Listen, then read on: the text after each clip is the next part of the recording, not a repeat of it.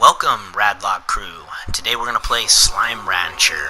This video will be about the basics and a little bit about a review at the end. So, let's get started. As you start up a new game, you will see that there's 3 levels of difficulty: Adventure, Casual, and Rush. Adventure is the mode where I play the most, and you walk around and explore. Tars can hurt you, and it's the normal mode, I guess you could say.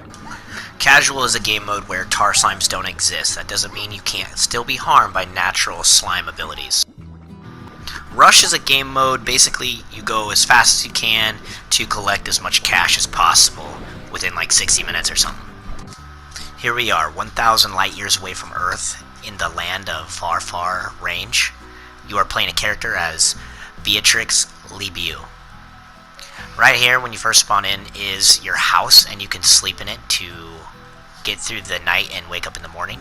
This is the marketplace, and this is where you sell all your plorts when you get them. And this is the Slimepedia. Here is the plots that you will find, and you can make corrals, gardens, chicken coops, silos, incinerators, and ponds. However, we'll talk more about the incinerator and pond later on in future videos. Here is a corral that you start off with in the game, and some of the upgrades you can get with them is high walls, the music box, air net, solar shield, plot collector, auto feeder, and on top of that you can delete the plot. Alright, here is the garden plot, and in here we have some different options. Now, a garden is super important to make sure they're right next to your slimes, and we'll get to that. Here we have the nutritional soil basically allows more crops to be there, and sprinklers make it grow faster. The scare slime is really not necessary, you probably don't need it, and which again you can delete the plot.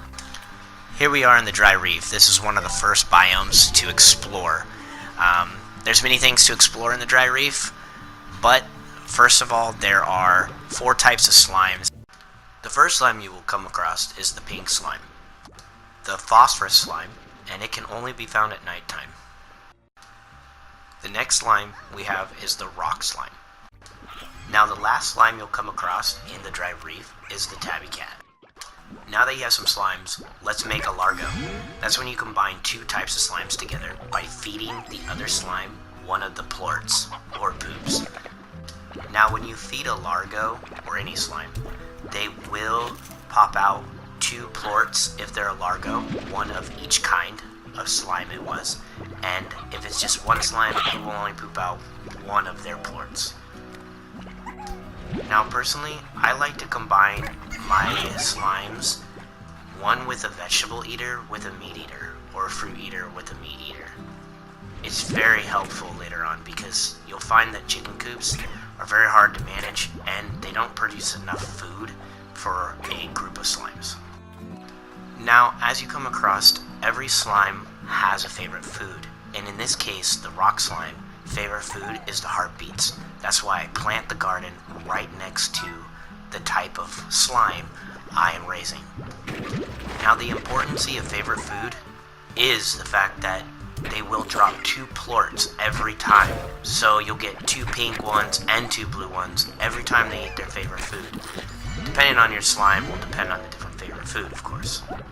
Now, transforming all of your slimes into Largos and having the favorite food right next to it will maximize your profits and you'll start rolling in the money.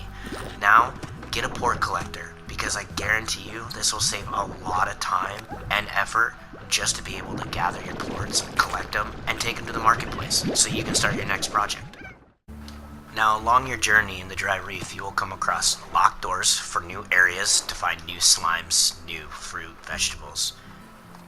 You will also come across boxes that you'll find treasures like different types of foods, things like that, and all you have to do is smash them against a wall.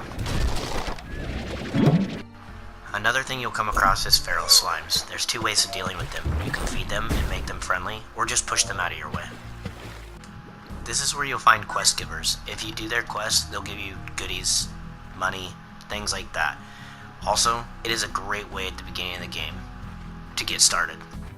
Along your adventures, you'll find 2 Gordos, If you feed them their favorite food, they will explode faster. Now the pink slime will give you a key to unlock a new area, and the tabby cat will give you a teleport to your home base.